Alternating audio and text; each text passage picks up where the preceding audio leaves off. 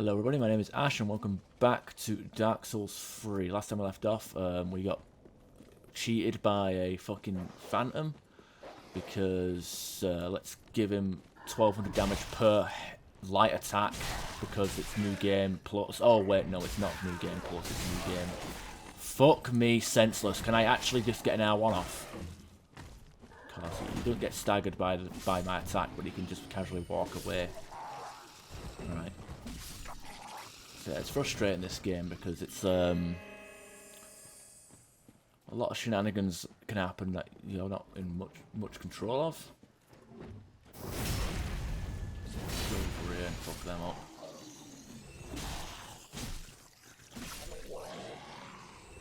And stuff that you just learn becomes irrelevant because just there's so many variables. Like I said, there's in an earlier part, like there was like attacks that I witnessed that I didn't even know were a thing. In fact, 9 times out of 10, oh, this is a little tricky you can do, or attempt to do, if he didn't lock onto you completely. Oh, fuck me! Yeah, you can actually bait him into the fire. Oh, you know, I could not switch to my shield. That would be fucking great. I pressed the fucking directional button and then hit L1, but of course, just ignore one button prompt to have me stand still and take damage. Ooh, good for me. This guy knows I'm here. Not really hostile, but I don't really care.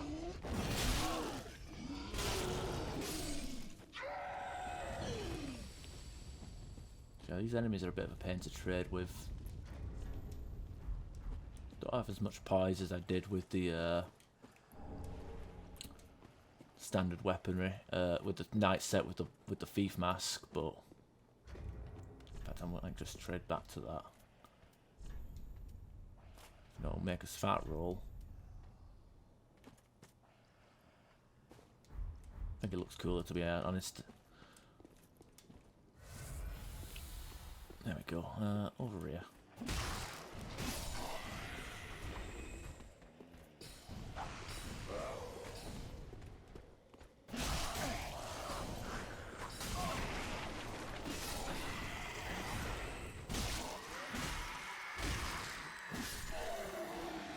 Great. There's usually quite a few enemies that do that serve the purpose of well, they all have the torch and the scream and everyone aggroes.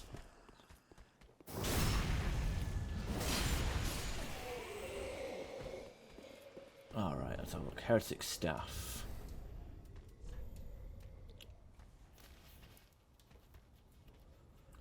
Catalyst used by generations of heretic sorcerers. The sorcery is logical academic.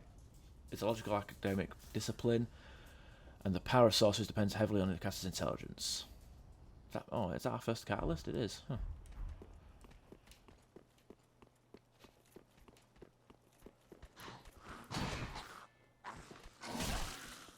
Let's see. I hit R1 immediately after his sword bounced off it, and nothing happened. I thought that was a bit confusing, to be honest.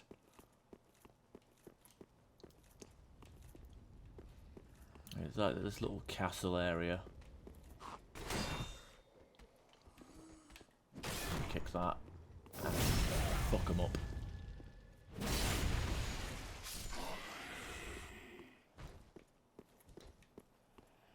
Look at that, crystal lizard. Let's also fuck it up. Crystal gem.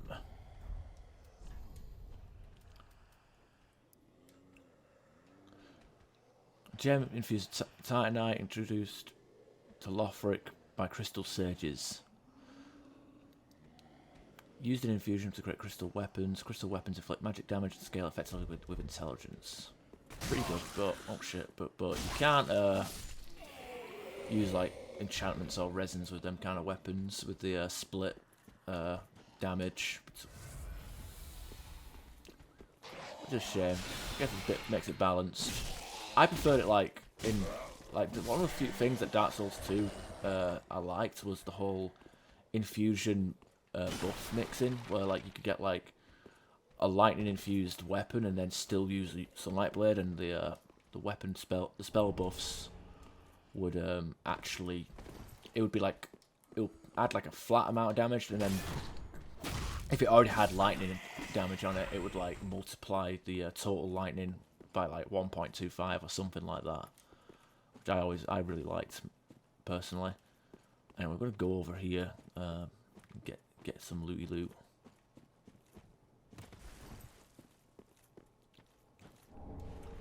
Gold Falcon Shield.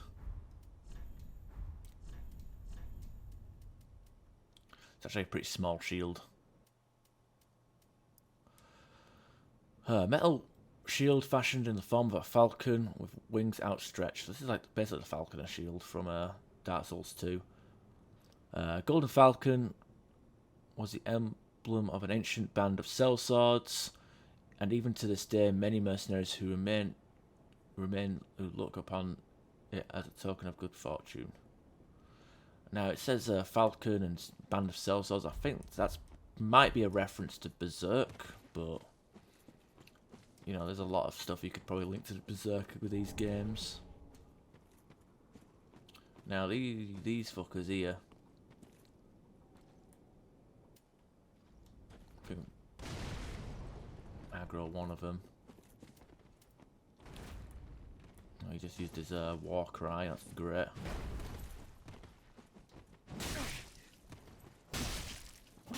He has a lot of damage absorption.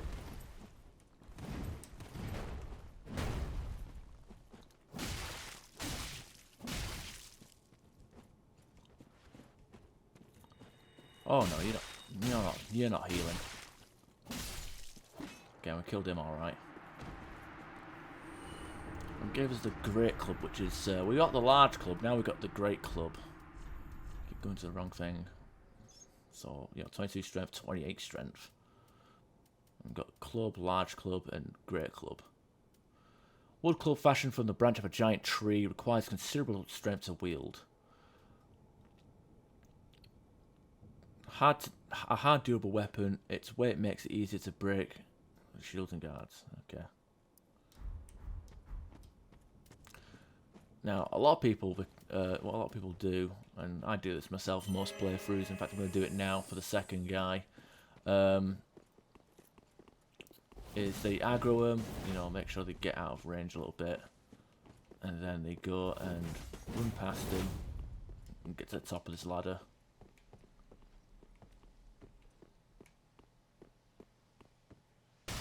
And what both of them tend to do is just drop down and die. Very cheesy, I know. And he dropped the Exile Greatsword, which is also a very good weapon. I like using it. 24 strength though. We can two-hand it, so maybe I'll use it, but it is heavy. Bloodstained Greatsword wielded by one of the Watchdogs of Farron, who presided over the slumber of the fallen warriors. The blade is a reminder of the exile's past misdeeds. Inhuman strength is required to wield this heaviest of curved swords. It's got spin slices. It's built special attack. Said, I kind of like the curved great swords. They get a lot better with each game. First game, bit slow. Like if you don't have poise, you can get easily interrupted from the attacks. And I guess you can in this game, but yeah. Anyway, Homeward Bourne. Ah, there's another item there. Look down here, we can see a swampy area with items and whatnot. We'll get to that by way of ladder down here. Did I light the bonfire? I can't even remember. No, we didn't. We're going to light that. And we'll come back down here in a bit.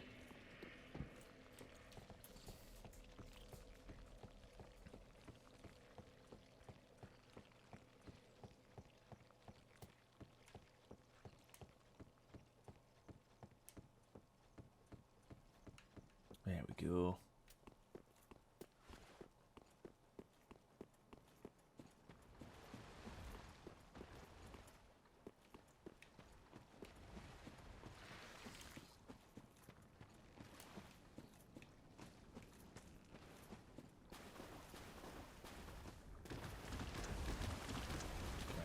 No, oh, no, little crab nearly fucked me over.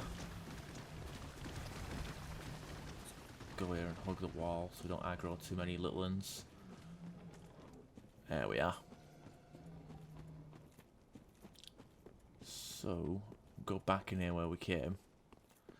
Didn't want to rest at that bonfire because all these fuckers would have respawned and that would have been a bit of an inconvenience. Now I did miss. Now we can go straight through there and continue on with our lives, but my first few playthroughs I actually did miss this here. And if we go up to this upper deck, there's a guy up here who's completely being ignored by all the other people, and he's got scrolls and stuff, so it's kind of weird. It's like his own private study. He's got a tarp up here. Now you do need 10 intelligence for talking to this guy, or well, you can talk to him with any form of intelligence, but he'll acknowledge you with 10, I believe. Well, this is unexpected. I don't often have visitors. What do you want? This is my study that you've happened upon. If you haven't any business, I've reading to get back to. Asked to learn sorceries. How intriguing. Very well. Indeed, I am a sorcerer, with plenty to share. However, what champion demands service without recompense? Clearly, you're not that sort of man. So you will make me a promise that in exchange for my teaching, you will bring me knowledge in the form of scrolls detailing sorcery's secrets. Well, can you assure me of this? I'll make the promise. Very well. You're no fool. I take it you understand the weight of a promise. I am Orbeck, of Vinheim, unkindled one. I shall teach you sorceries. We will learn together. It shall be like our very own school. And to paraphrase, basically we got to find more scrolls for him to teach us. Oh, bloody hell. Well, not these scrolls. We can't use them anymore. But we've got to find scrolls, which is basically like the miracle tomes or the pyromancy tomes. Find scrolls, give it to him, and it unlocks more sorceries. If you don't give him scrolls straight away, and I think it's like the rule is like if you defeat 2 bosses without giving him any scrolls, he'll disappear from the game forever until like the next new game plus starts. So very easy to lose him.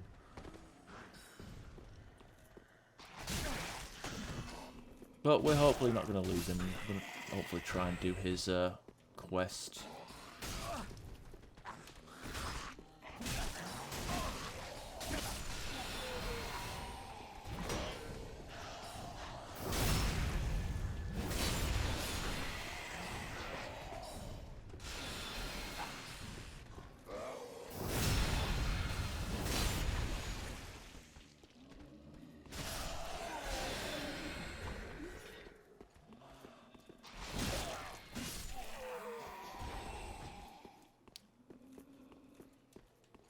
These guys could be a bit of a pain with their crystal. Well, it's not even a crystal, it's just a normal soul spear, but they're all wearing big hats, you know, almost like mockery to Logan himself. And we can go back here and we can go to that little tower that led us to the Falcon Shield. And if we, where is it? If we drop down there, we'll go back to where the Sage Ring is. So what's up with this footpath, you might be asking? Well, it's a boss for one of the next areas, but I do not want to do the bosses yet, because I would rather do, as we promised Olbrich, I would love to do the, get a scroll for him.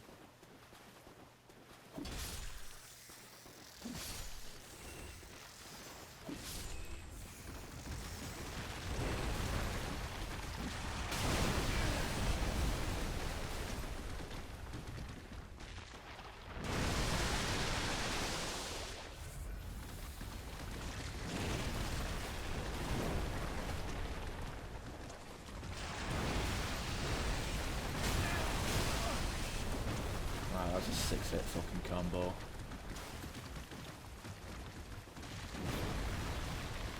Enemies that I mean, when the hollows do that flurry attack in Dark Souls 1, it's perfectly fucking reasonable because it's low damage and they have low health.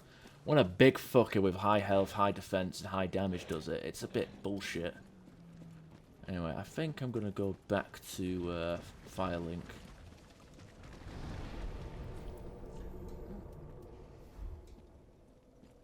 Because I know that I think I'll be able to do some things here. I've got 10 minutes before I call it to the next episode. So I'm going to go over to... Oh, I still have the bow equipped. Ah, well met. How? Sell the souls that we found. Now, maybe we should level up. Maybe not. But I'm going to buy this tower key and we're going to go upstairs. Ashen one.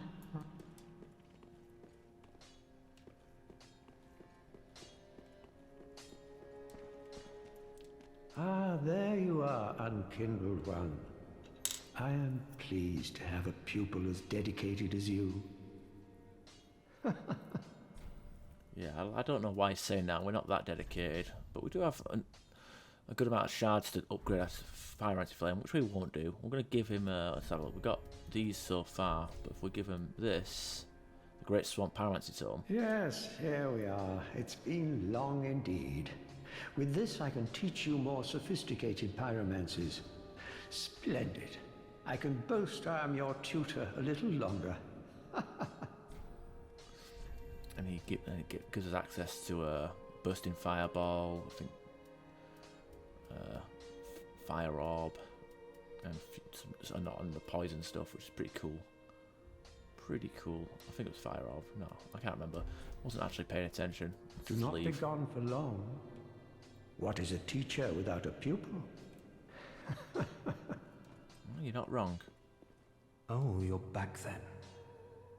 Again. I'm Orbeck of Vinheim, here to teach you sorceries. Let us begin with the basics. The ideal sorcerer bears the twin faces of the dragon.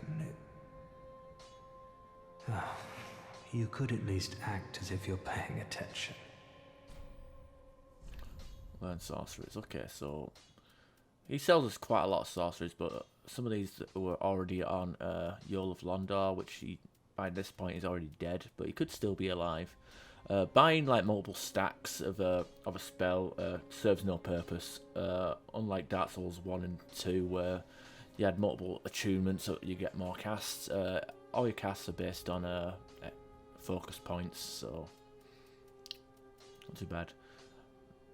Spook isn't too bad of an idea to get, so we might get that later. Also, magic weapon is also an idea. The only problem is we don't have anything to cast it with. It is folly to claim lives recklessly, friend. Do not be tempted. No matter the victim's stature, every killing has a consequence. Even as I bloodied my hands, I never realized this simple truth. There I was, the very definition of a fool. I don't mean to seem overbearing, but have you forgotten? In exchange for my sorceries, you are to bring me knowledge in the form of scrolls detailing the secrets of sorcery. I hope you're not one to break a promise. I don't mean to seem overbearing, but have you forgotten? And I hope you... Alright. He is being a bit overbearing, to be honest. Oh, hello, and you can keep the ring. Okay, yes, nothing new Goodbye. to say. So we've just bought a ring, a key. So we're going to go look at that now. Tower key. Key to the dilapidated tower behind the shrine. Key to the decrepit tower behind Firelink Shrine, which leads to the bell tower. The bell tower is the grave of the firekeeper's past. When a firekeeper has served her purpose, she is led to true darkness where she enjoys long-deserved sleep. That's, yeah, that's a very morbid way of putting it. Like I said, we could easily have gotten up here by jumping, but... Use the tower key, so this is how you get up here.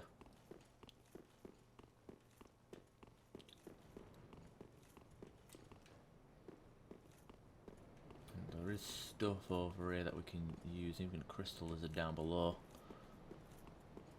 But we are gonna go this way up the lift.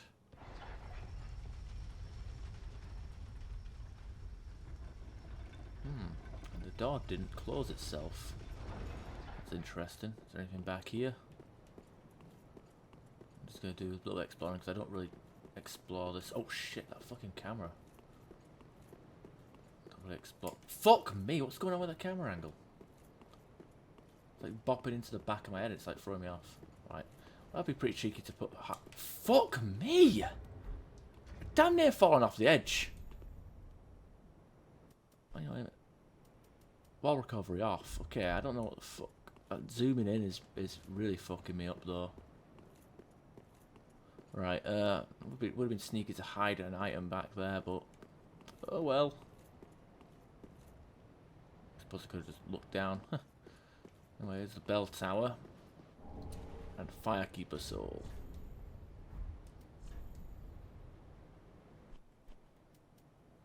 Soul of a Firekeeper who returned from the Abyss. Soul of a Firekeeper who was said to return from the Abyss. This Firekeeper reserves the bonfire and serves its champion. She is said to have soothed and accepted the dark sigil which has tainted her soul. And yet, her soul will one day embed itself into the bosom of another Firekeeper. So, well, that's basically telling us what purpose that fucking serves. Now, there is an NPC that can spawn here, but I think we have to defeat a certain boss before we get to it. Now that item there is a pain to get to. I don't know if I'm going to make it. I didn't. Bounced right off it. Even I don't know how it looked like I teleported or moved. Despite landing on it, I like moved to the left. Easily one of the worst drops in the game because of how like sensitive the hitbox is, and more so for whatever reason the game likes to deload the area outside of Filing Shrine. You know, specifically the tutorial area, which means you have to sit here and wait for this fog wall to disappear to even attempt the jump again. It's extremely frustrating. I hate it.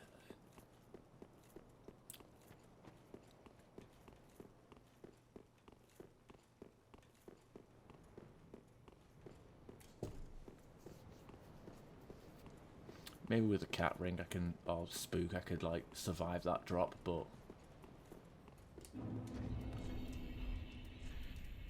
could strip down, take off all my stuff.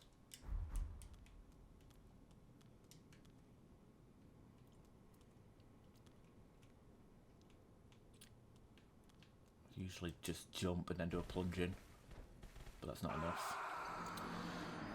It's weird.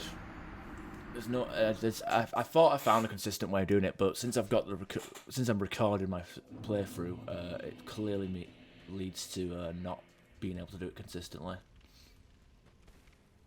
I want to get the items that are in there.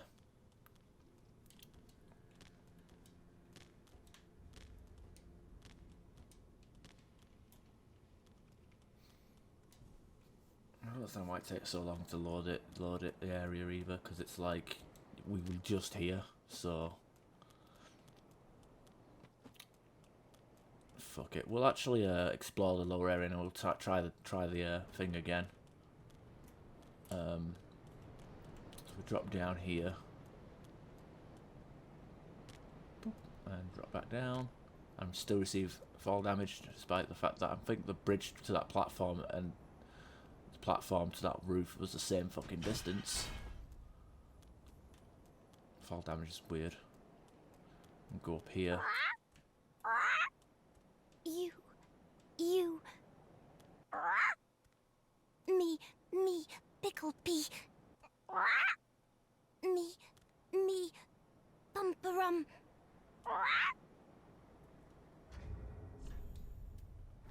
And now we can actually trade some stuff. Now I'm gonna go onto the old Google here, because we don't have all the items that we can trade. We don't have all the items that are tradable, but we do have quite a few, which I will actually use. So first off, we're gonna drop some Siegbrow in there, a firebomb, a black firebomb,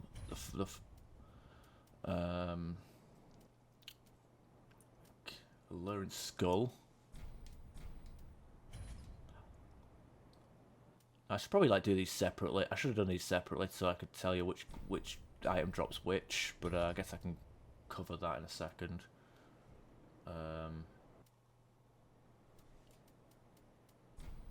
Vertebrae shackle.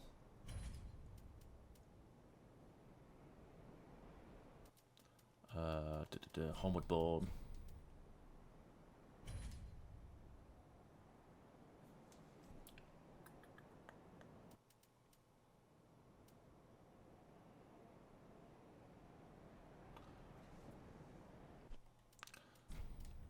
Shriving Stone.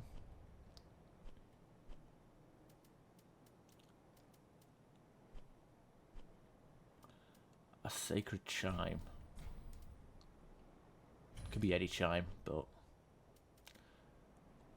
And there's a weird one. A large leather shield. I think that's everything that I currently have on my person that I can trade.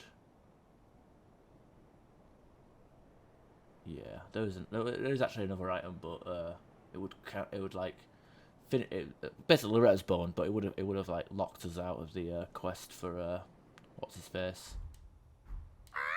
Picklebee! Picklebee! Picklebee! Picklebee! Call over, Twinkly. Help me. I'm sorry. Iron bracelets. Lucatil's mask. Twinkling. Hello. Titanite chunk, large titanite, and armor of the sun. So we've just got a load of goodies. We've got a large titanite from a firebomb, titanite chunk from a black firebomb. Prism stone gave us twinkling. Homeward Bone gave us the iron bracelets. Siegbrow gave us armor of the sun. Vertebrae shackle gave us Lucatil's mask. Alluring skull gave us hello. Hello, Garvin. Sacred Chan gave us help me. Shriving Stone said I'm sorry. I didn't say I'm sorry, but that's what we got for it. Large leather gave us twinkling, and the I've got these like little stones here. Smash it on the ground to say hello. A strange head of unknown origin from the arch tree. It speaks when thrown to the ground. This head says hello. Have another look. Do you sense amicability in its eyes? Expression of atonement.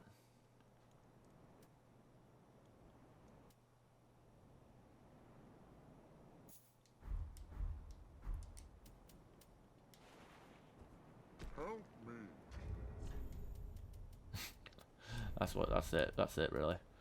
Lucatil's mask. Matched attached to a ceremonial hat.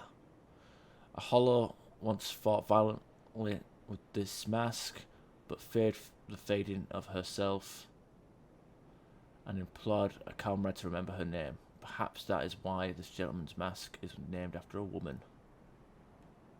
Huh. Maybe. Maybe not. Maybe not. Let's drop down to this item over here. Homeward Born. Very good. I can actually one-hand this Zweihander as well. That's pretty funny.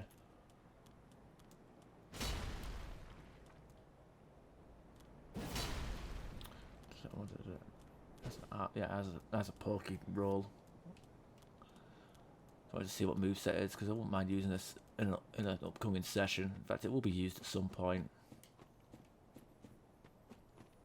Let's go over to this cat. There we are. Oh, he's still alive. Cheek of it. Another twinkling. We actually got quite a few twinkling now. Don't know how far we can upgrade a twinkling item.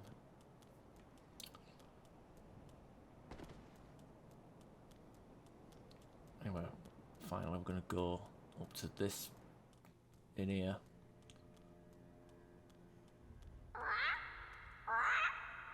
You. We can actually trade the trade from below as well, which is pretty cool. And illusory wall. Yeah, it's got an Estus shard, and last and certainly not least, something that will help us out. Covered a silver serpent ring. How about that? We're definitely going to equip that. Fallen foes yield more souls. Silver ring depicting a snake that could have been, but never was, a dragon. Fallen foes yield more souls. Snakes are known as creatures of great avarice, devouring prey even larger than themselves by swallowing them whole. If one's shackles are cause for discontent, perhaps it is time for some old-fashioned...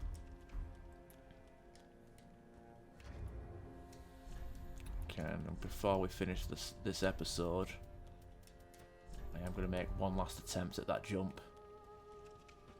And also recover the souls that I dropped up there.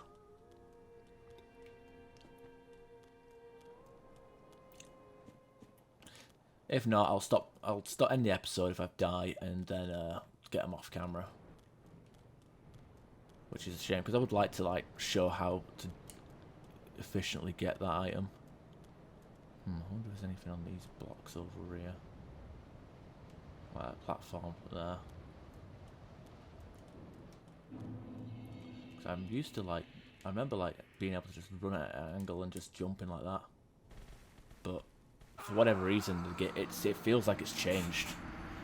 I used to be able to just run at an angle, do a plunging attack, and it always landed on the thing. But I'm getting dragged away from it as I'm falling.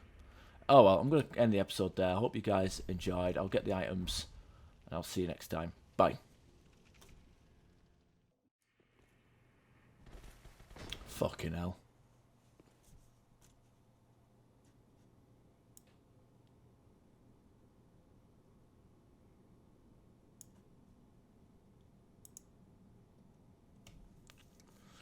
Lo and behold, I fucking got it as soon as I stopped recording. But luckily there's a backplay feature on the Elgato capture system. Okay, so Firekeeper's robe and gloves and shirt and all that stuff. Oh Jesus, should have probably healed before dropping down. I did not. That would have been funny. And Estus ring. Estus ring increases HP restored with Estus flask, which we could whack that on. Be useful. Green ring crafted from shards, increased health HP restored by Estus. This ring was entrusted to a certain Firekeeper, but in the end she never met her champion, and the ensuing tragic farce became a favourite tale of the masses. And the other stuff that we got was the Firekeeper robe. Worn by the guardian of the shrine, the Firekeepers were robbed of light to better serve as vessels for the soul. Only those who cherish the writhing Syrian darkness were given Keeper's black attire.